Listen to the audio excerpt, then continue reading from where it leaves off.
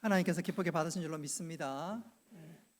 종료주일에 맞춰서 꼭 알맞는 찬송 준비하고 하나님께 올려드리는데 하나님께서 기쁘게 받으셨고 우리에게도 한량없는 은혜와 기쁨이 된 줄로 믿습니다.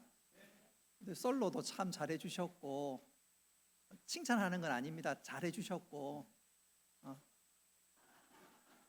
원래 잘하시니까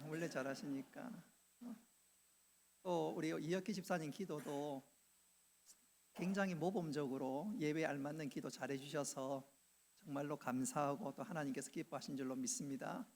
여담이지만 우리 이덕환 집사님도 기도를 아주 예배 시간에 모범적으로 잘해주셨는데 아들도 그 길을 따라서 예배의 기도의 모범을 참 잘해주셨습니다. 오늘도 기도도 하나님 기쁘게 받으시고 찬양도 하나님 기쁘게 받으시고 우리에게도 한량없는 은혜와 기쁨이 된 줄로 믿습니다.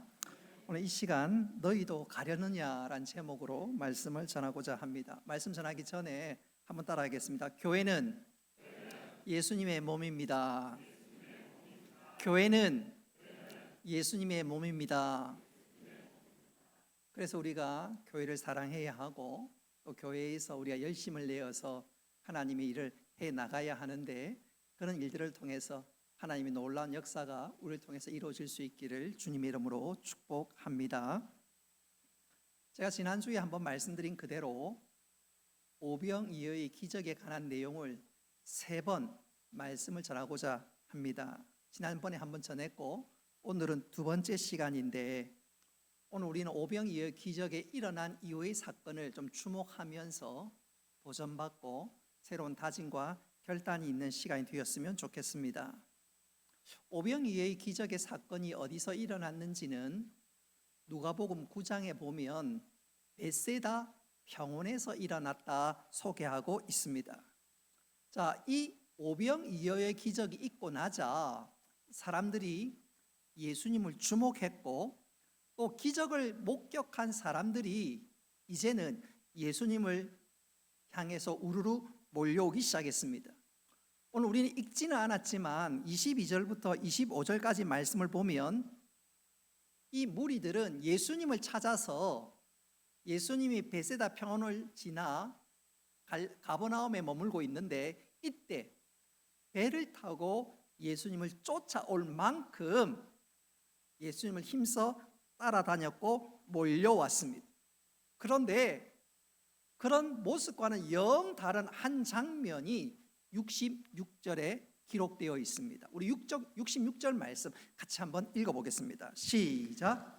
그때부터 그의 제자 중에서 많은 사람이 떠나가고 다시 그와 함께 다니지 아니하더라. 아멘. 자, 66절 이 말씀은 많은 사람들이 예수님께 실망하고 예수님을 떠났다는 말입니다.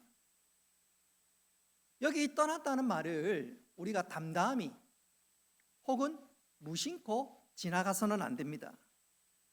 여기서 예수님을 떠나갔다는 말은 죽음의 시면으로 혹은 지옥의 불가마로 갔다 그런 의미가 담겨져 있는 무서운 말입니다. 성경에서 예수님의 행적을 쭉 쫓아가 보면 예수님 앞에 나왔다가 이렇게 예수님께 실망하고 돌아간 사람이 거의 없습니다. 누가복음 18장에 부자 관원이 예수님 앞에 나왔다가 실망해 돌아간 경우를 제외하고는 대부분 예수님 앞에 나와서 자신의 문제를 해결받을 뿐만 아니라 또 자신의 약함을 치료받을 뿐만 아니라 구원에 이르는 영생에 이르는 놀라운 은혜를 톡톡히 누리게 됩니다. 근데 오늘 읽었던 말씀에 보니까 이들이 떠나갔다. 이것은 그야말로 심각하고 무서운 말이 아닐 수가 없습니다. 그렇다면 이들은 도대체 왜 떠나갔을까요? 지금 이들은 얼마 전까지만 해도 주님의 놀라운 오병이어의 기적을 친히 목격한 사람들입니다. 또 그 음식을 아직도 뱃속에 넣고 어떤 면에서 소화되기도 전이라고 해도 과언이 아닌데 그들은 왜 예수님을 떠나갔을까요?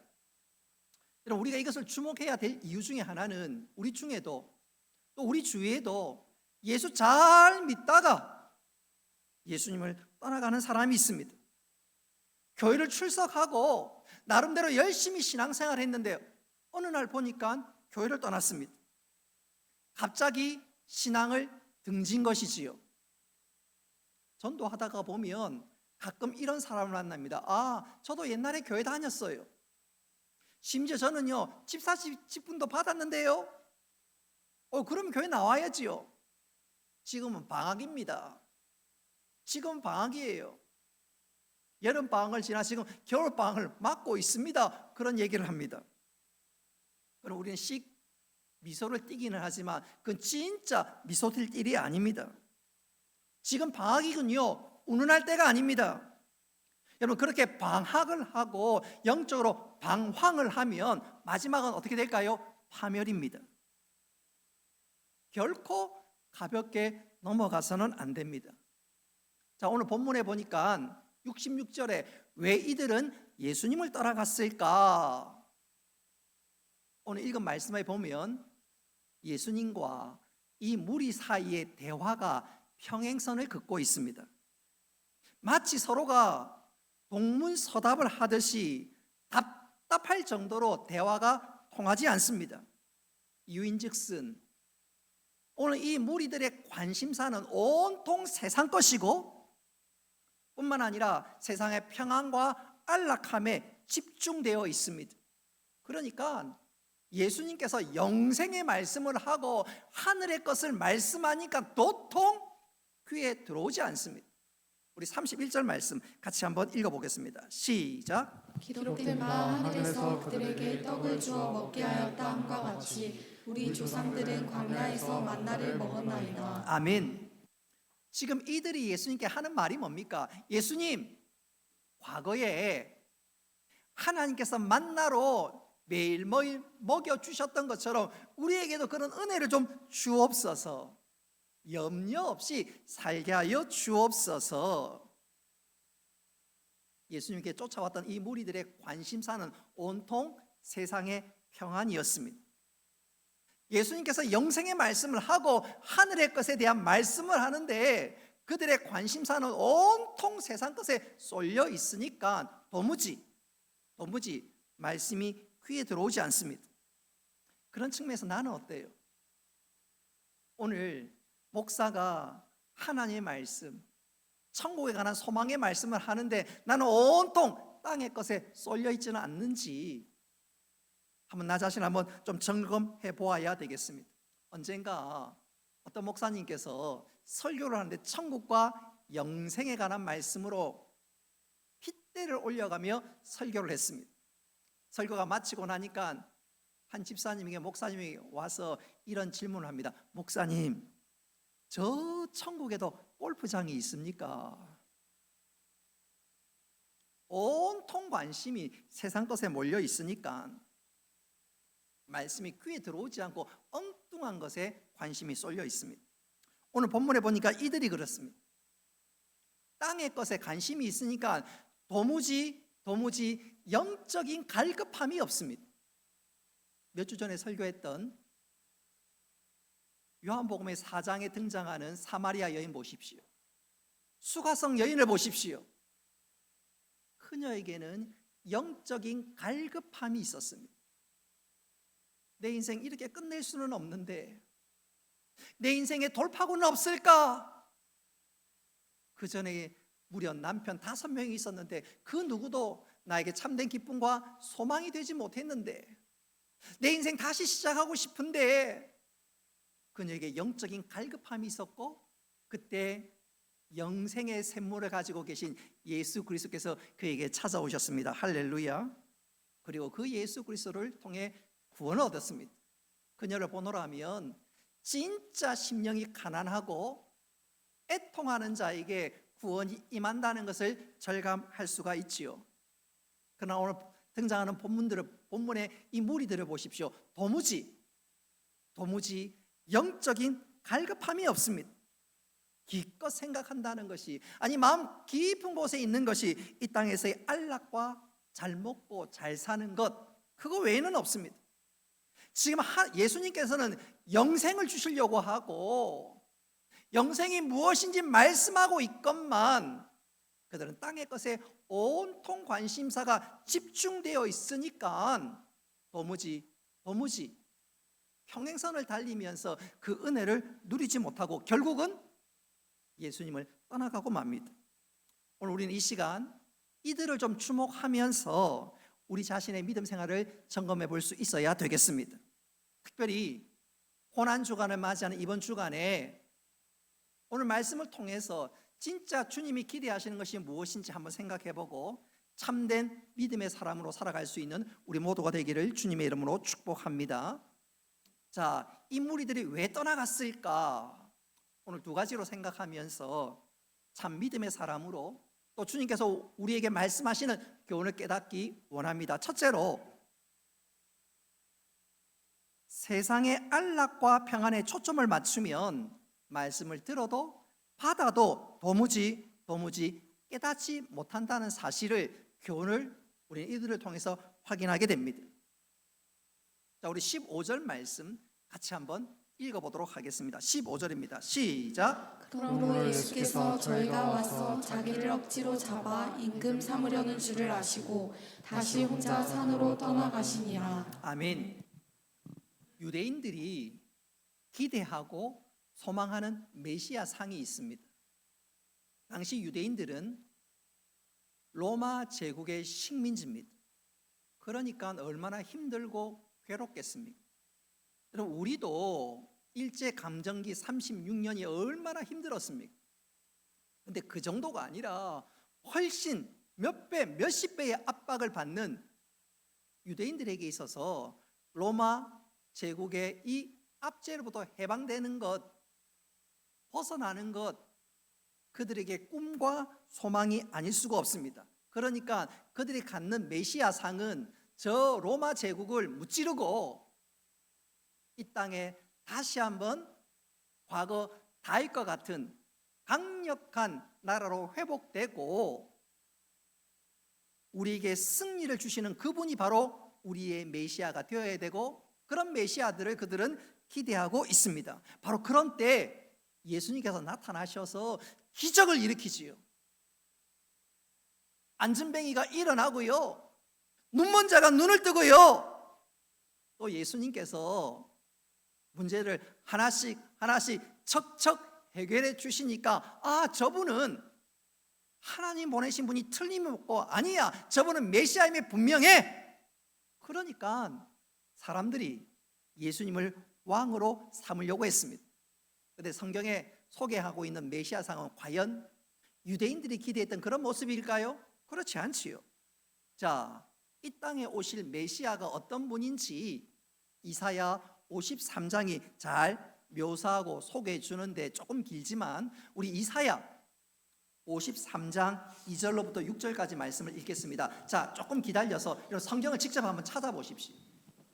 이거는 스크린에 나와 있는 글을 읽는 것보다 여러분 직접 성경을 좀 찾아서 이 말씀을 그대로 읽는 것이 더 은혜롭고, 또 이 구절은 우리가 고난주간에 많이 읽는 말씀이기도 합니다. 자, 이사야 53장 2절부터 6절까지 말씀, 빨간 볼펜을 가지고 계신 분들 밑줄 쫙 그어가면서 읽으시면 더 큰 은혜가 될 줄로 믿습니다. 자, 성경에 나오는 메시아 예수님은 과연 어떤 모습으로 예언되었고 예표하고 있는지 우리 같이 한번 천천히 한번 읽어보겠습니다. 시작. 그는 주 앞에서 자라나기를 연한 순 같고 마른 땅에서 나온 뿌리 같아서 고운 모양도 없고 풍채도 없은즉 우리가 보기에 흠모할 만한 아름다운 것이 없도다. 그는 멸시를 받아 사람들에게 버림을 받았으며 간고를 많이 겪었으며 질고를 아는 자라. 마치 사람들이 그에게서 얼굴을 가리는 것 같이 멸시를 당하였고 우리도 그를 귀히 여기지 아니하였도다. 그는 실로 우리의 질고를 지고 우리의 슬픔을 당하였거늘 우리는 생각하기를 그는 징벌을 받아 하나님께 맞으며 고난을 당한다 하였노라. 그가 찔림은 우리의 허물 때문이요 그가 상함은 우리의 죄악 때문이라. 그가 징계를 받음으로 우리는 평화를 누리고 그가 채찍에 맞음으로 우리는 나음을 받았도다. 우리는 다 양 같아서 그릇 행하여 각기 제 길로 갔거늘 여호와께서는 우리 모두의 죄악을 그에게 감당시키셨도다. 아멘. 구약에 예언된 대로 메시아 대신 예수님은 정복자가 아닙니다. 승리자는 더더욱 아닙니다. 누군가를 무찔려서 승리를 안겨다 주는 그런 분이 아니라 우리를 구원하시기 위한 고난의 메시아였습니다. 유대인들은 욕망의 눈으로 인해서 그 영안이 어두워서 이것을 깨닫지도 제대로 바라보지도 못했습니다. 자기 욕심 때문에 메시아를 영접하지 못했습니다. 여러분, 이렇게 영안이 어두운 사람들의 특징이 있지요. 특징이 있어요.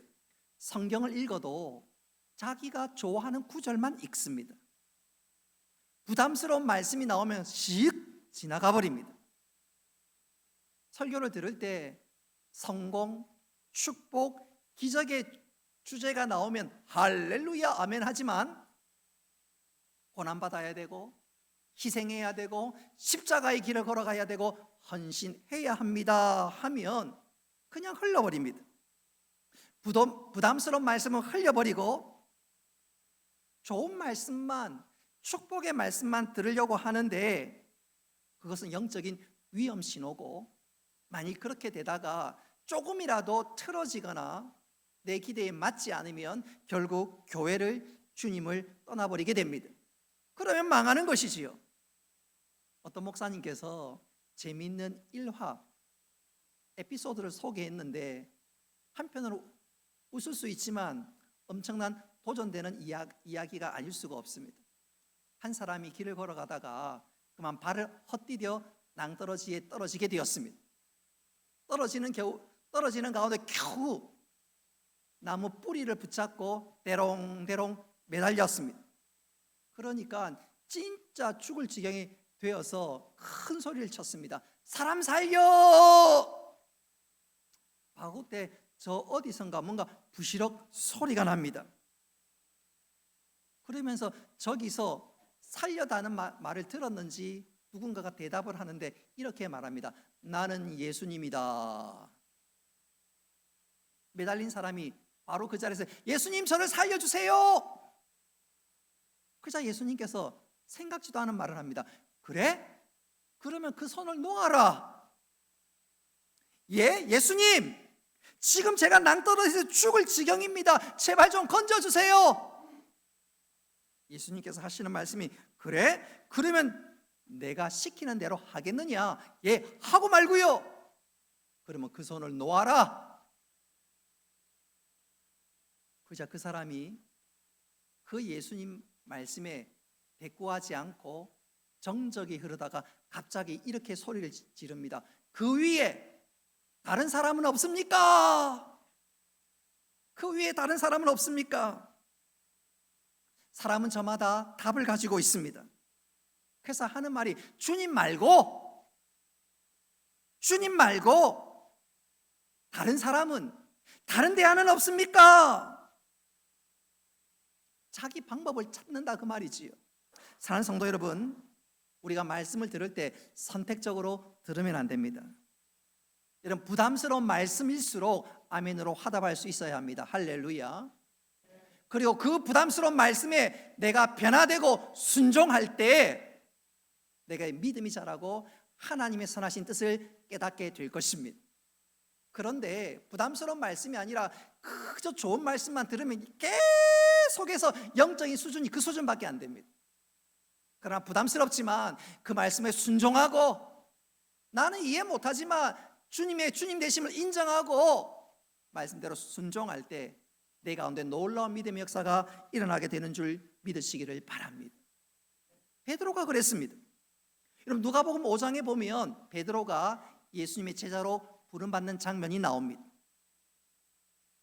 예수님께서 베드로에게 찾아오셔서 하는 말씀이 깊은 데로 가서 그물을 던지라. 베드로는 어부 출신입니다. 예수님은 목수지요. 예수님이 뭘 알아? 그럴 수도 있습니다. 그러나 베드로는 예수님이 어떤 분인지 알고 있었습니다. 그래서 그는 예수의 말씀에 순종하게 되는데 이게 웬일입니까? 말씀에 순종했더니 그물이 찢어질 만큼 많은 물고기를 잡게 됩니다. 예수님의 그 물속에 물고기가 얼마나 많은지 알고 계셨습니다. 당연하지요. 하나님이신 그분이 모를 리가 왜 없겠습니까? 그렇다면 내 마음과 내 생각도 다 아시는 분 아닌가? 지난날 나를 향해서 네가 장차 개바가 되리라 말씀하신 그분, 내가 그 말씀에 그 초청에 응답해야 되지 않겠는가? 그래서 그는 예수님을 메시아로 인정하고 그 위에 그는 주님의 제자로 살게 되었습니다. 사도행전 11장에 보면 또 그런 장면이 나옵니다. 베드로가 환상 중에 부정한 짐승을 잡아 먹으라, 소위 주님의 음성이 들립니다. 그런 짐승들은 정통 유대인으로서는 도무지 잡아먹을 수 없는 짐승들입니다. 도무지 받아들일 수가 없어요.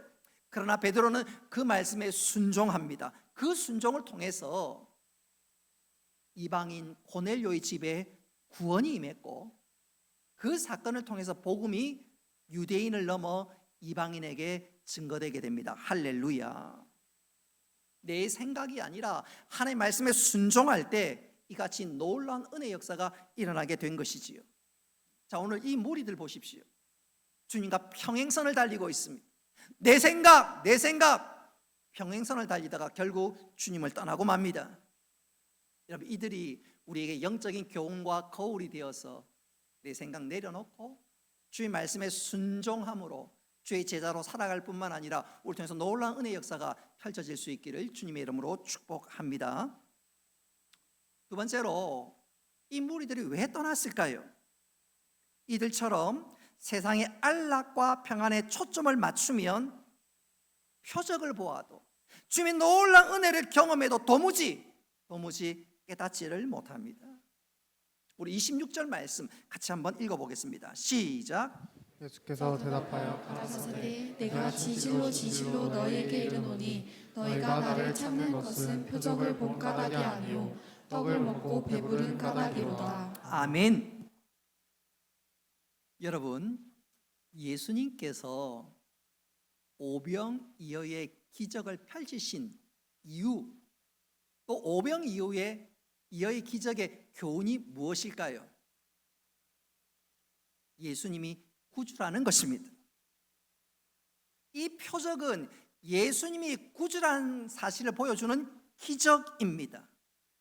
다시 말씀드리면 오병이어는 기적은 목적이 있는 기적이라 그 말이에요.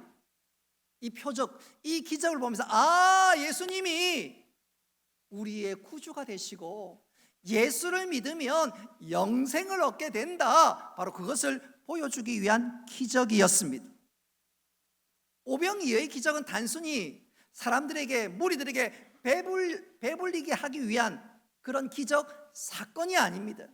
그 기적을 통해서 깨달아라 그 말입니다. 무엇을요? 예수님이 구주시요 예수님이 생명의 떡이란 사실을 깨달으라고 주신 기적입니다. 우리 35절 말씀 같이 한번 읽어보겠습니다. 시작. 예수께서 가라사대 내가 곧 생명의 떡이니 내게 오는 자는 결코 줄이지 아니할 터이요 나를 믿는 자는 영원히 목마르지 아니하리라. 아멘. 예수님이 어떤 분이라고요? 생명의 떡이라. 이 예수 그리스도를 취하면 내가 구원을 얻는다, 바로 그 기적입니다. 예수님이 어디서 태어나셨지요? 베들레헴에서 태어났지요. 베들레헴의 이름의 뜻이 한번 따라합시다. 떡집입니다. 베들레헴이나 베트 할 때 베들이 집이란 뜻이고 레헴이 떡이란 말입니다. 그래서 베들레헴은 떡집이란 말이에요. 근데 베들레헴의 떡집에, 그 떡집에 2000년 전에 생명의 떡이 임했습니다. 베들레헴이란 그릇 위에 생명의 떡이 임했는데 그 생명의 떡이 누구지요? 바로 우리 주 예수 그리스도십니다.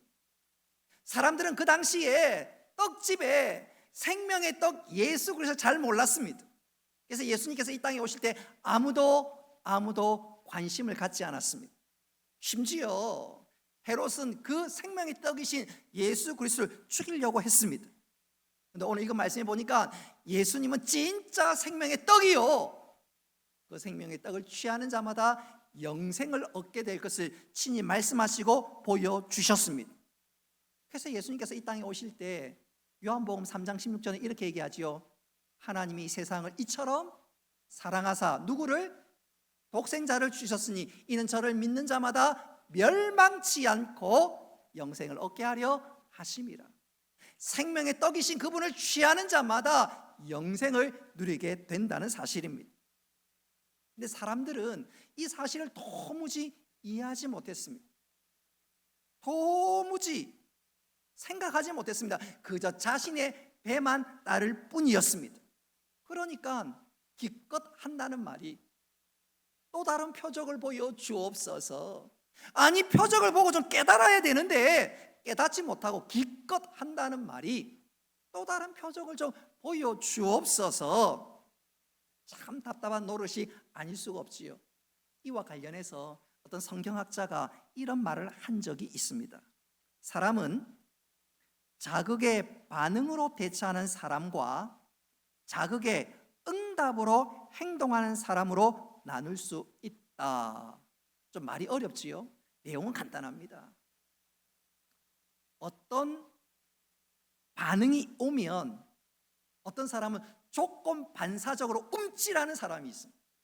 어떤 반응에 대해서 움찔하고 기계적으로 반사적으로 행동하는 사람이 있습니다. 그런 사람은 반응하는 사람이지요. 근데 응답하는 사람도 있습니다. 어떤 자극을 통해서 이게 뭔지 그 뜻을 깨닫고 그것에 따라 화답하는 사람이 있다, 그 말입니다. 자, 다시 한번 강조하거니와 어떤 사건에 대해서 반응하는 사람이 있고 응답하는 사람이 있습니다. 반응하는 사람은 그때뿐이에요. 잠시 자극을 받아서 움찔하는 그것으로 끝입니다. 반응하는 사람은 그렇습니다. 근데 응답하는 사람은 다르지요. 그것을 통해서 그게 뭐지? 한 걸음 더 나아가서 그에게 알맞는 화답하는 것이지요. 오늘 본문에 보는 이 무리들을 보십시오. 그들은 응답해야 합니다. 기적을 통해서 이 뜻이 무엇인지 알고 거기에 화답해야 합니다. 응답해야 합니다. 그러나 그들은 반응하지요. 반응하니까 그냥 지나가는 거예요. 그리고 또 주님께 하는 말이 또 다른 표적을 보여주옵소서. 반응하니까 도무지 주님의 말씀의 뜻을 깨닫지를 못합니다. 오늘날도 이런 사람들이 있어요. 기도했더니 하나님께서 기적을 주셨습니다. 놀라운 역사를 허락해 주셨습니다. 근데 반응하는 사람이 있습니다. 그냥 좋네 하고 지나가 버립니다. 하나님께서 기적을 주신 이유는, 하나님께서 은혜를 베풀어 주신 이유는 그 은혜의 뜻을 깨닫고 하나님 감사합니다, 내가 죽든지 살든지 이제부터 주를 위해 살겠습니다, 하나님께서 헌신하겠습니다. 여러분, 우리 모두 응답해야 될 줄로 믿습니다. 반응하면 안 돼요. 은혜를 잊어먹고 또 다른 표적을 주옵소서. 그럼 날마다 영적인 초보에 머뭅니다. 근데 그게 아니라 응답해야 합니다. 하나님 뜻이 무엇이었지? 하나님 뜻이 이것이구나 깨닫고 나아갈 때 전천후 신앙인이 되는 줄 믿으시기를 바랍니다. 저는 이것을 이렇게 한번 강조해보고 싶어요. 어느 기도원에서 소위 신유 집회가 펼쳐졌습니다. 이 목사님이 신유의 은사가 있어서 말씀과 기도를 통해서 사람들이 낫더라 소문을 듣고 많은 사람들이 구름처럼 몰려왔습니다.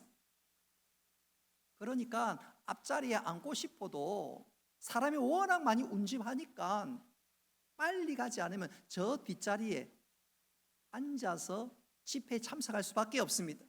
집회가 곧 시작되려고 하는데 이미 자리는 10,000원입니다. 바로 그때 저 뒤에 보니까 상위 용사가, 상위 군인이 그 집회장에 참석했습니다.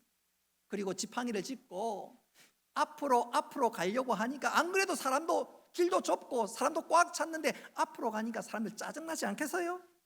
그러니까 어떤 한 성도가 핀잔을 줍니다. 강사가 기도하면 없는 다리라도 생기는 줄 아는가 보지?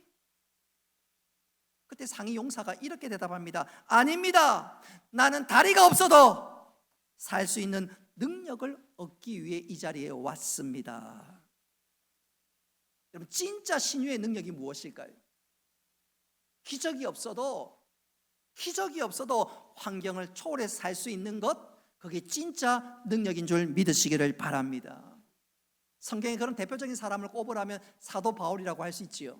그가 어떤 고백을 했을까요? 자, 우리 빌립보서 4장 12절로 13절 같이 한번 읽어보겠습니다. 시작. 내가 비천에 처할 줄도 알고 풍부에 처할 줄도 알아. 모든 일에 배부르며 배고픔과 풍부와 궁핍에도 일체의 비결을 배웠노라. 내게 능력 주시는 자 안에서 내가 모든 것을 할 수 있느니라. 아멘.